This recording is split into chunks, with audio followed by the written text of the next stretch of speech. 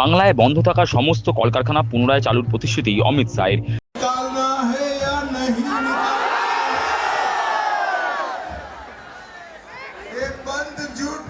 चालू करनी है या नहीं करनी है?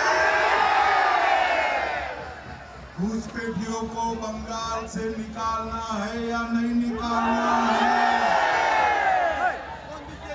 माताओं बहनों की सुरक्षा निश्चित करनी है या नहीं करनी है? জগদ্দল কেন্দ্রের বিজয়ী প্রার্থী রাজেশ কুমারের সমর্থনে শুক্রবার বিকালে রোড শো করেন কেন্দ্রীয় স্বরাষ্ট্রমন্ত্রী অমিত শাহ। সঙ্গে ছিলেন নোয়াপাড়া কেন্দ্রের বিজয়ী প্রার্থী অর্জুন সিং। শিল্পাঞ্চলের মাটিতে দাঁড়িয়ে একের পর এক কলকারখানা বন্ধ নিয়ে তিনি তীব্র আক্রমণ করলেন মমতা বন্দ্যোপাধ্যায়কে। কেন্দ্রীয় স্বরাষ্ট্রমন্ত্রী বলেন, মমতার নেতৃত্বে 15 বছর শাসনে বাংলায় অনুপ্রবেশকারীদের আঁতুড়ঘর হয়ে উঠেছে। এখানে জুট মিলগুলোর আধুনিকরণে মমতা দিদি এক পয়সাও খরচ করেননি। এখানে একাধিক জুট মিল বন্ধ হয়ে গেছে। এখানকার যুবকরা বেকার হয়ে গেছেন, অথচ মমতা দিদি বন্ধ জুট মিল খোলার ব্যাপারে কোনো উদ্যোগ নেয়নি। ममता दीदी के नेतृत्व में 15 साल में बंगाल घुसपैठियों से भर चुका है। यहाँ की जूट मिलों का मॉडर्नाइजेशन 1 पैसा खर्च है। जूट मिलें बंद हुए, युवा बेकार हुआ, इनकी माथे पर जू नहीं रही। मैं आज आप তার দাবি, বাংলায় 60,000 ইন্ডাস্ট্রি আজ বন্ধ। বন্ধ কলকারখানা খোলার ব্যাপারে মমতা দিদি কোনো উদ্যোগ নেয়নি। বিজেপি ক্ষমতা এলে মোদিজির নেতৃত্বে সমস্ত বন্ধ কলকারখানা পুনরায় চালু করা হবে। 3,000 रुपए का चेक भेजने का हर बेरोजगार युवा को हर महीना 3,000 रुपया भेजा जाएगा।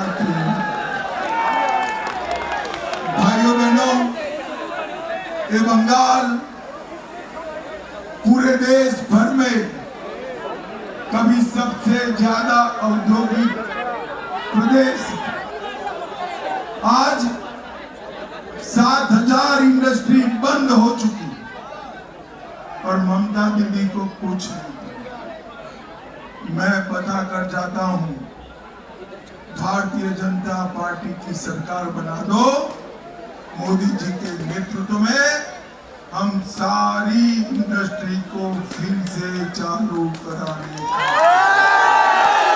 এদিন তিনি বলেন, মমতা দিদি আপনার সময় শেষ হয়ে গেছে, আপনি গদি ছেড়ে দিন। তার হুঁশিয়ারি, বিজেপি ক্ষমতায় আসলে অনুপ্রবেশকারীদের তাড়ানো হবে, পাশাপাশি গুন্ডাদের উল্টো ঝুলিয়ে সোজা করা হবে। घुसपैठियां हटाएंगे तो राइट्स हो जाएंगे। ममता दीदी, आपका समय समाप्त हो गया है। कुर्सी छोड़ दीजिए। हम घुसपैठिए भी हटाएंगे और राइट्स करने वालों को उल्टा लटका कर सीधा। তৃণমূল সুপ্রিমোকে নিশানা করে শাহ বলেন, মমতা দিদি সন্ধ্যে 7টার পর মা বোনেদের বাইরে বেরোতে নিষেধ করেছেন, কিন্তু আমি কথা দিচ্ছি বিজেপি সরকার হলে রাত 1টার সময় মা বোনেরা বাইরে বেরোতে পারবেন। ममता दीदी कहती है 7 बजे के बाद बहन बेटियां घर के बाहर मत निकले। मैं कहता हूं, भाजपा सरकार बना दो, रात को 1 बजे भी 25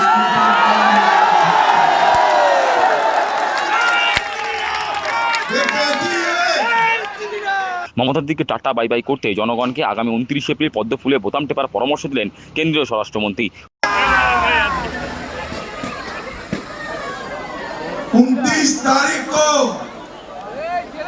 सुबह से ही लाइन लगाकर कमल के निशान पर बटन दबाएंगे क्या? अरे जोर से बोलो, दबाएंगे।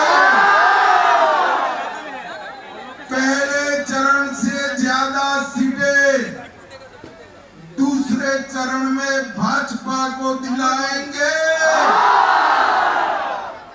ममता दीदी को टाटा बाय बाय कह देंगे। पक्का?